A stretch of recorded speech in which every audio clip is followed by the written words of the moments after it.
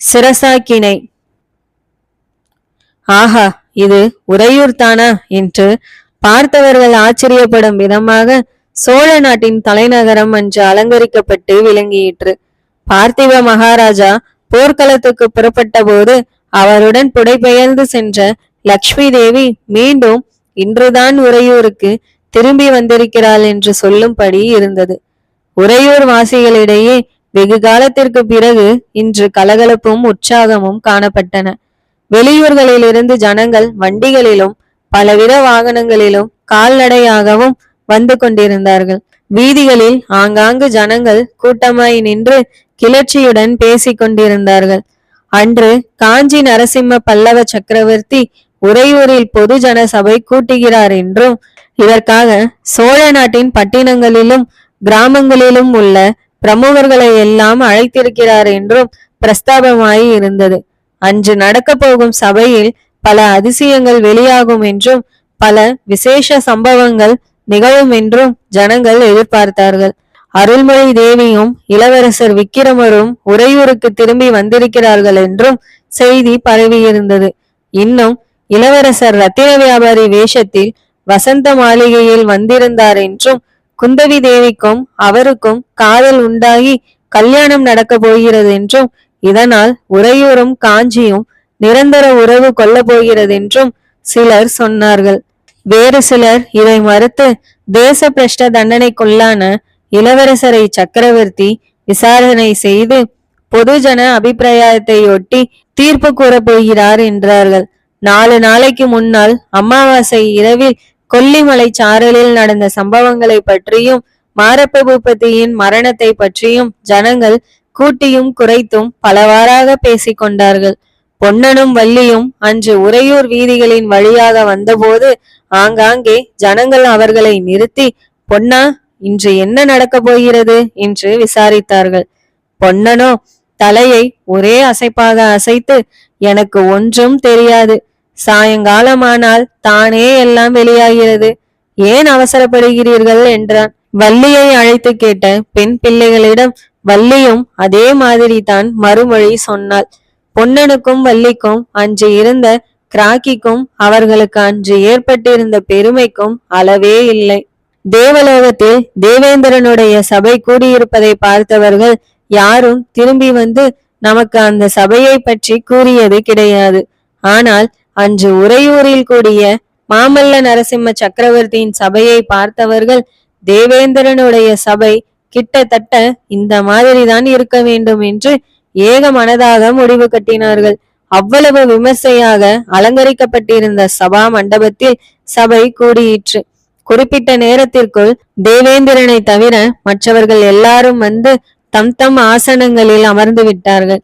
சக்கரவர்த்தியின் சிம்மாசனத்துக்கு ஒரு பக்கத்தில் வசிஷ்டரையும் வாமதேவரையும் போல் சிவனடியாரும் சிறு தொண்டரும் வீற்றிருந்தார்கள். சிம்மாசனத்தின் மற்றொரு பக்கத்தில் சக்கரவர்த்தியின் குமாரன் மகேந்திரனும் குமாரி குந்தவியும் அமர்ந்திருந்தார்கள். அவர்களுக்கு அடுத்தாற்போல் அருள்மொழி தேவியும் சிறு தொண்டரின் தர்ம பத்தினி திருவெண்காட்டு நங்கையும் காணப்பட்டார்.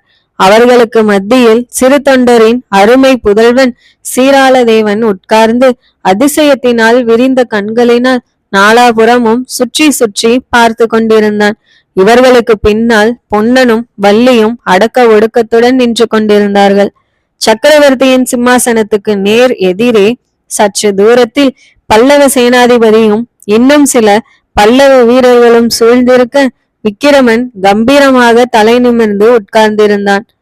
குந்தவி இருந்த பக்கம் பார்க்க கூடாதென்று அவன் எவ்வளவோ பிடிவாதமாக மனதை உறுதிப்படுத்தி வைத்துக் கொண்டிருந்தான் என்றாலும் சில சமயம் அவனை அறியாமலே அவனுடைய கண்கள் அந்த பக்கம் நோக்கின. அதே சமயத்தில் குந்தவியும் தன்னை மீறிய ஆவலினால் விக்கிரமனை பார்க்கவும் இருவரும் திடுக்கிட்டு தங்களுடைய மன உறுதி குலைந்ததற்காக வெட்கப்பட்டு தலைகுனிய வேண்டியதாய் இருந்தது. இன்னும் அந்த மகத்தான சபையில் மந்திரிகளும் படைத்தலைவர்களும் தனாதிகாரிகளும் பண்டிதர்களும் கலைஞர்களும் கவிராயர்களும் பிரபல வர்த்தகர்களும் கிராமங்களிலிருந்து வந்த நாட்டாண்மைக்காரர்களும் அவரவர்களுக்கு ஏற்பட்ட இடத்தில் அமர்ந்திருந்தார்கள். அவர்கள் எல்லாரையும் காட்டிலும் அந்த சபையில் அதிகமாக அனைவருடைய கவனத்தையும் கவர்ந்த ஒருவர் சக்கரவர்த்தியின் குமாரன் மகேந்திரனுக்கு பின்னால் அமர்ந்திருந்தார். அவருடைய உருவமும் உடையும் அவர் தமிழ்நாட்டை சேர்ந்தவர் அல்லர் என்பதை தெளிவாக எடுத்து கூறின. சபையினர் அவரை சுட்டிக்காட்டி தங்களுக்குள்ளேயே சீன தேசத்திலிருந்து வந்திருக்கும் உலக யாத்ரீகர் இவர்தான் என்று பேசிக்கொண்டார்கள். யுவான் ஸ்வாங் என்றும் அவருடைய பெயரை பலரும் பலவிதமாக உச்சரித்து நகையாடினார்கள். இந்த சீன யாத்ரீகரை தவிர இன்னும் சில அயல் நாட்டாரும் அந்த மகா சபையில் ஒரு பக்கத்தில் காணப்பட்டார்கள். அவர்கள் நடை உடையினால் அயல் நாட்டவராக தோன்றினாலும் அவர்கள் பேசுகிற பாஷை தமிழாகத்தான் தெரிந்தது. சற்றே அவர்களை உற்று பார்த்தோமானால் ஏற்கனவே பார்த்த முகங்கள் என்பது நினைவு வரும். ஆம், செண்பக தீவிலிருந்து வந்த கப்பலில் ரத்தின வியாபாரி தேவசேனனுடன் வந்தவர்கள் தான் இவர்கள்.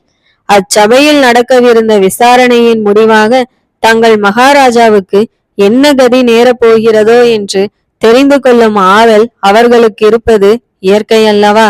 சபை முழுவதிலும் ஆங்காங்கு பணியாட்களும் பணி பெண்களும் நின்று வெண் சாமரங்களினால் விசிறியும் சந்தனம் தாம்பூலம் முதலியவை வழங்கியும் சபையினருக்கு வேண்டிய உபசாரங்கள் செய்து கொண்டிருந்தார்கள். குறிப்பிட்ட நேரம் ஆகியும் சக்கரவர்த்தி வராதிருக்கவே சபையில் ஏன் சக்கரவர்த்தி இன்னும் வரவில்லை என்று ஒருவருக்கொருவர் பேசிக்கொள்ளும் சப்தம் எழுந்தது. இவ்விதம் பல குரல்கள் சேர்ந்து பேரிரைச்சலாகி விடுமோ என்று தோன்றிய சமயத்தில் சிறு தொண்டர் எழுந்திருந்து கையமர்த்தி சபையோர்களை சக்கரவர்த்தி சபைக்கு வருவதற்கு இன்னும் சிறிது நேரம் ஆகும் என்று செய்தி வந்திருக்கிறது. அதுவரையில் இந்த சபை கூடியதின் நோக்கம் இன்னதென்பதை உங்களுக்கு எடுத்து உரைக்கும்படி எனக்கு சக்கரவர்த்தி கட்டளையிட்டிருக்கிறார் என்று இடி முழக்கம் போன்ற குரலில் கூறியதும் சபையில் நிசப்தம் உண்டாயிற்று. எல்லாரும் பயபக்தியுடன் சிறு தொண்டருடைய முகத்தையே பார்க்கலானார்கள். சிறு தொண்டர் மேலும் கூறினார், வீர சொர்க்கமடைந்த என் அருமை தோழரான பார்த்திப சோழ மகாராஜாவின் புதல்வர் விக்கிரம சோழர் இன்று உங்கள் முன்னால் குற்ற விசாரணைக்கு நிறுத்தப்பட்டிருக்கிறார். சக்கரவர்த்தியின் தேச பிரஷ்ட தண்டனையை மீறி அவர் இந்நாட்டுக்குள் பிரவேசித்து கையும் வெய்யுமாய் கண்டுபிடிக்கவும் பட்டார். அவர் இவ்விதம் சக்கரவர்த்தியின் ஆக்ஞையை மீறி வந்ததின் காரண காரியங்களை விசாரணை செய்து உங்கள் எல்லாருடைய அபிப்பிராயத்தை கேட்டு சர்வ சம்மதமான நியாய தீர்ப்பு கூற வேண்டும் என்பது சக்கரவர்த்தியின் விருப்பம். இதற்காகத்தான் இந்த சபை கூடியிருக்கிறது. நீங்கள் அபிப்பிராயம் கூறுவதற்கு முன்னால் எல்லா விவரங்களையும் தெரிந்து கொள்ள வேண்டும். விக்கிரம சோழர் சக்கரவர்த்தியின் கட்டளையை மீறியது குற்றமானாலும் அதற்கு அவர் மட்டும் பொறுப்பாளி அல்ல. இதோ என் பக்கத்தில் வீற்றிருக்கும் என் தோழர் அதற்கு பெரும்பாலும் பொறுப்பை ஏற்றுக்கொள்ள முன்வந்திருக்கிறார் என்று சிறு தொண்டர் கூறியதும் சபையில் எல்லோருடைய கவனமும் சிவனடியார் மேல் திரும்பியது. அவருடைய முகத்தில் குடிக்கொண்டிருந்த தேஜஸை பார்த்து அனைவரும் பிரமித்தார்கள். இவர் யார்? இந்த பெரியவர்? அப்பர் பெருமானோ இறைவன் பதமடைந்து விட்டார். சம்பந்த சுவாமியோ இளம் பிரயாயத்தவர். மகான் சிறு தொண்டரோ இங்கேயே இருக்கிறார். வேறு யாராயிருக்கும்? விக்கிரம சோழர் விஷயத்தில் இவர் பொறுப்பு ஏற்றுக்கொள்ள காரணம் என்ன என்று எண்ணமிட்டனர். பிறகு சிறு தொண்டர் 10 வருஷங்களுக்கு முன் பார்த்திப மகாராஜா போர்க்கோலம் பூண்டு உறையூரிலிருந்து கிளம்பியதையும் வெண்ணாற்றங்கரையில் நடந்த பயங்கர யுத்தத்தையும் சபையோருக்கு ஞாபகப்படுத்தினார். பார்த்திப மகாராஜாவுடன் கிளம்பிய 10,000 பேரில் ஒருவர் கூட திரும்பாமல் போர்க்களத்திலேயே மடிந்ததை சொன்னபோது சபையோர் புலங்காகிதம் அடைந்தனர். அந்த புரட்டாசி பௌர்ணமி அன்றிரவு இந்த சிவனடியார் போர்க்களத்தில் வீரமரணம் அடைந்த தீர மன்னரின் முகத்தை பார்க்க வேண்டும் என்று அவருடைய உடலை தேடி அலைந்ததை எடுத்து கூறினார். கடைசியில் இவர் தம் முயற்சியில் வெற்றி அடைந்ததையும் பார்த்திப மகாராஜாவின் உடலில் இன்னும் உயிர் இருந்ததையும் மகாராஜா சிவனடியாரிடம் என் மகனை வீர சுதந்திர புருஷனாக வளர்க்க வேண்டும் என்று வரம் கேட்டதையும் சிவனடியார் அவ்விதமே வரம் கொடுத்ததையும் எடுத்து சொன்ன போது அந்த பெரிய சபையின் 4 பக்கங்களிலும் ஆகாகாரம் உண்டானதுடன் அநேகருடைய கண்களில் கண்ணீர் பெருக்கெடுத்து ஓடியிற்று. பின்னர் சிவனடியார் உறையூருக்கு வந்து அருள்மொழி தேவியை பார்த்து தேற்றியது முதல் விக்கிரமன் சுதந்திர கொடியை நாட்ட முயன்றது, தேச பிரஷ்ட தண்டனைக்குள்ளானது, செண்பகத்தீவின் அரசனானது, தாயாரையும் தாய் நாட்டையும் பார்க்க வேண்டும் என்ற ஆசையினால் திரும்பி வந்தது, வழியில் அவனுக்கு ஏற்பட்ட இடையூறுகள் எல்லாவற்றையும் சிறு தொண்டர் விவரமாக கூறினார். இதற்கிடையில் நீலகேசி மகா கபால பைரவர் என்ற வேஷத்தில் செய்த சூழ்ச்சிகளையும் ராணி அருள்மொழி தேவியை அவன் கொண்டு போய் மலை குகையில் வைத்திருந்ததையும் சிவனடியாரின் தளரா முயற்சியினால் அவனுடைய சூழ்ச்சிகள் வெளிப்பட்டதையும் சென்ற அமாவாசை இரவில் நடந்த சம்பவங்களையும் விக்கிரமன் தன் உயிரை பொருட்படுத்தாமல் சிவனடியாரை காப்பாற்ற முன்வந்ததையும் விவரித்தார். இவ்வளவையும் சொல்லிவிட்டு கடைசியாக, சபையோர்களை, உங்களை எல்லாம் ஒன்று கேட்க விரும்புகிறேன். என் தோழர் சிவனடியார் போர்க்களத்தில் பார்த்திவ மகாராஜாவுக்கு கொடுத்த வாக்குறுதியை நிறைவேற்றி விட்டதாக நீங்கள் அபிப்பிராயப்படுகிறீர்களா? பார்த்திவ மகாராஜாவின் குமாரர் விக்கிரமர் வீர சுதந்திர புருஷராக வளர்க்கப்பட்டிருக்கிறாரா என்று கேட்டார். அப்போது சபையில் ஏக மனதாக ஆம் ஆம் என்ற மகத்தான பெருங்கோஷம் எழுந்து அந்த விசாலமான மண்டபம் முழுவதும் வியாபித்து வெளியிலும் சென்று முழங்கியது. கோஷம் அடங்கியதும் சிறு தொண்டர் கையமர்த்தி, இன்னும் ஒரு முக்கிய விஷயம் உங்களுக்கு சொல்ல மறந்துவிட்டேன். போர்க்களத்தில் பார்த்திப மகாராஜாவுக்கு இந்த மகா புருஷர் வாக்குறுதி கொடுத்த பிறகு மகாராஜா இவரை பார்த்து, சுவாமி தாங்கள் யார் என்று கேட்டார். அப்போது இந்த வேஷதாரி தமது பொய் ஜடா மகுடத்தை எடுத்துவிட்டு உண்மை ரூபத்துடன் தோன்றினார். இவர் யார் என்பதை தெரிந்து கொண்ட பிறகு பார்த்திப மகாராஜா தம் மனோரதம் நிறைவேறும் என்ற பூரண நம்பிக்கை பெற்று நிம்மதியாக வீர சொர்க்கம் அடைந்தார் என்று கூறிய போது சபையிலே ஏற்பட்ட பரபரப்பை சொல்லி முடியாது. மீண்டும் சிறு தொண்டர், இந்த வேஷதாரியின் உண்மை வடிவத்தை பார்க்க நீங்கள் எல்லாருமே ஆவலாய் இருக்கிறீர்கள், இதோ பாருங்கள் என்று கூறி சிவனடியார் பக்கம் திரும்பி ஒரு நொடியில் அவருடைய ஜடா மகுடத்தையும் தாடி மீசையையும் தமது 2 கையினாலும் நீக்கிவிடவே மாமல்ல நரசிம்ம சக்கரவர்த்தியின் தேஜோமயமான கம்பீர முகத்தை எல்லாரும் கண்டார்கள். அப்போது அச்சபையில் மகத்தான அல்லோல கல்லோலம் ஏற்பட்டது. குந்தவி தன் ஆசனத்தில் இருந்து எழுந்து அப்பா என்று கதறிக்கொண்டு ஓடி வந்து வேஷம் பாதி கலைந்து நின்ற சக்கரவர்த்தியின் தோள்களை கட்டிக்கொண்டாள். உணர்ச்சி மிகுதியினால் மூர்ச்சையாகி விழும் நிலைமையில் இருந்த அருள்மொழி தேவியை சிறு தொண்டரின் பத்தினி தாங்கிக் கொண்டு ஆஸ்வாசம் செய்தாள். விக்கிரமன் கண் இமைக்காமல் பார்த்த வண்ணம் நின்றான். அந்த பரபரப்பினால் இன்னது செய்கிறோம் என்று தெரியாமல் பொன்னன் வள்ளியின் கையை பிடித்து குலுக்கினான். தர்ம ராஜாதிராஜ மாமல்ல நரசிம்ம பல்லவ சக்கரவர்த்தி வாழ்க என்ற ஒரு பெரிய கோஷம் எழுந்தது. ஜெய விஜயி பவ என்று சபையினர் அனைவரும் ஒரே குரலில் முழங்கினார்கள். சிறிது நேரம் இத்தகைய கோஷங்கள் முழங்கிக் கொண்டிருந்த பிறகு பொன்னனுக்கு என்ன தோன்றியிற்றோ என்னவோ, திடீரென்று உரத்த குரலில் விக்கிரம சோழ மகாராஜா வாழ்க என்று கோஷித்தான். அதையும் சபையோர் அங்கீகரித்து ஜெய விஜயி பவ என்று முழங்கினார்கள். அந்த குழப்பமும் கிளர்ச்சியும் அடங்கிய போது இத்தனை நேரமும் சிவனடியார் அமர்ந்திருந்த இடத்தில் அவர் இல்லை என்பதை சபையோர் கண்டார்கள். சிறு தொண்டர், சபையோர்களை, நீங்கள் கலைந்து போவதற்கு முன்னால் இன்னும் ஒரே ஒரு காரியம் பாக்கி இருக்கிறது. மாமல்ல சக்கரவர்த்தி தர்ம சிம்மாசனத்தில் அமர்ந்து விக்கிரம சோழரின் குற்றத்தை பற்றி முடிவான தீர்ப்பு கூறுவார் என்றார். சிறிது நேரத்துக்கெல்லாம் நரசிம்ம சக்கரவர்த்தி தமக்குரிய ஆடை ஆபரணங்களை தரித்தவராய் கம்பீரமாக அச்சபைக்குள் பிரவேசித்தார். அவர் சபைக்குள் பிரவேசித்த போதும் சபையில் நடுநாயகமாக இருந்த தர்ம சிம்மாசனத்தில் அமர்ந்த போதும் ஜெய விஜயி பவ என்னும் முழக்கம் வானலாக எழுந்தது. சத்தம் அடங்கியதும் சக்கரவர்த்தி எழுந்து, விக்கிரம சோழரை பற்றி உங்களுடைய அபிப்பிராயம் இன்னதென்பதை தெரிந்து கொண்டேன். தேச பிரஷ்ட தண்டனைக்குள்ளானவர்கள் திரும்பி வந்தால் அதற்கு தண்டனை சிரசாக்கினை ஆகும். எனவே இதோ புராதனமான சோழ மன்னர்களின் மணிமகுடத்தை விக்கிரம சோழர் இனிமேல் தனியாகவே தலைமையில் தாங்க வேண்டும் என்னும் சிரசாக்கினையை விதிக்கிறேன். இன்று முதல் சோழ நாடு சுதந்திர ராஜ்யமாகி விட்டது. இதன் பாரம் முழுவதையும் விக்கிரம சோழரும் அவருடைய சந்ததிகளும் தான் இனிமேல் தாங்கியாக வேண்டும் என்று கூறிய போது சபையிலே உண்டான கோலாகல ஆரவாரத்தை வர்ணிப்பதற்கு புராண இதிகாசங்களில் சொன்னது போல் 1000 நாவுள்ள ஆதிசேஷன் தான் வந்தாக வேண்டும். கனவு நிறைவேறியது.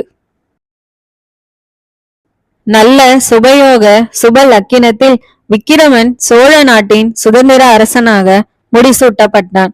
அவ்விதமே சுப முகூர்த்தத்தில் விக்கிரமனுக்கும் குந்தவிக்கும் திருமணம் விமர்சையாக நடந்தேறியது.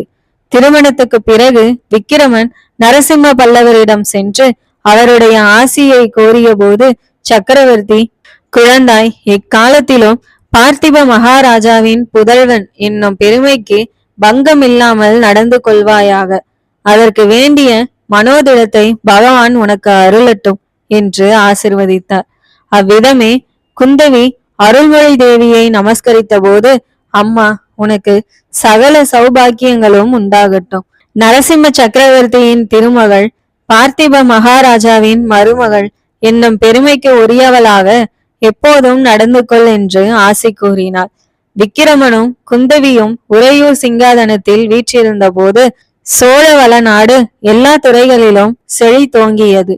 மாதம் மும்மாறி பொழிந்து நிலங்கள் 3 போகம் விளைந்தன. கிராமந்தோறும் சிவாலயங்களும் விஷ்ணு ஆலயங்களும் நிர்மாணிக்கப்பட்டன. சிற்பம், சித்திரம் முதலிய கலைகள் சிறந்தோங்கின. திருமகளும் கலைமகளும் காவிரி நதிக்கரையில் கைகோத்து குலாவினார்கள். ஆனாலும் பார்த்திப மகாராஜாவின் கனவு விக்கிரமனுடைய காலத்தில் பூரணமாக நிறைவேறவில்லை. சூரியனுக்கு பக்கத்தில் மற்ற கிரகங்கள் எல்லாம் ஒளிமங்கி விடுவது போல் காஞ்சி நரசிம்ம பல்லவ சக்கரவர்த்தியின் மகிமையானது விக்கிரமனுடைய புகழ் ஓங்குவதற்கு பெரிய தடையாய் இருந்தது. பார்த்திப மகாராஜாவின் வீர மரணமும் விக்கிரமனுடைய வீர செயல்களும் கூட மாமல்லரின் புகழ் மேலும் வளர்வதற்கே காரணமாயின. நரசிம்மவர்மருக்கு பின்னரும் வெகு காலம் பல்லவர் பெருமை குன்றவில்லை. சோழ நாடு ஒரு குறுகிய எல்லைக்குள் கட்டுப்பட்டுதான் கிடந்தது. ஆனால் விக்கிரமனும் அவனுடைய சந்ததியர்களும் பார்த்திப மகாராஜாவின் கனவை மட்டும் மறக்கவில்லை. வழி வழியாக அவர்களுடைய புதல்வர்களுக்கு பார்த்திப மகாராஜாவின் வீர மரணத்தை பற்றி சொல்லி உறையூர் சித்திர மண்டபத்தில் தீட்டியிருந்த பார்த்திப மன்னரின் கனவு சித்திரங்களை காண்பித்து வந்தார்கள். சுமார் 3 நூற்றாண்டுகளுக்கு பின்னர் சோழ நாட்டின் வீர சிம்மாசனம் ஏறிய ராஜராஜ சோழன், அவனுடைய புதல்வனான ராஜேந்திர சோழன் இவர்களுடைய காலத்திலேதான் பல்லவர் பெருமை குன்றி சோழ நாடு மகோனதம் அடைய தொடங்கியது. சோழ நாட்டு வீரர்கள் வடக்கே கங்கை வரையிலும், தெற்கே இலங்கை வரையிலும், கிழக்கே கடல்களுக்கு அப்பால் உள்ள கடாரம் வரையிலும் சென்று வீரப்போர் புரிந்து புலிகொடியை வானலாக பறக்க விட்டார்கள். புலிகொடி தாங்கிய கப்பல்களில் சோழ நாட்டு வீரர்கள் கடல்களில் நெடுந்தூரம் பிரயாணம் செய்து சாவகம், புஷ்பகம் முதலிய தீவுகளை கைப்பற்றி சோழர்களின் ஆதிக்கத்துக்கு உட்படுத்தினார்கள். சோழ வள நாடெங்கும் அற்புதமான கோயில்களும் கோபுரங்களும் சோழ மன்னர்களின் வீர புகழை போல் வானலாவி எழுந்து அக்காலத்திய சோழ சாம்ராஜ்யத்தின் மகோனதத்துக்கு அழியாத ஞாபக சின்னங்களாக இன்றைக்கும் விளங்குகின்றன. இவ்வாறு பார்த்திப சோழன் கண்ட கனவு அவன் வீர சொர்க்கம் அடைந்து 300 வருஷங்களுக்கு பிறகு பரிபூரணமாக நிறைவேறியது.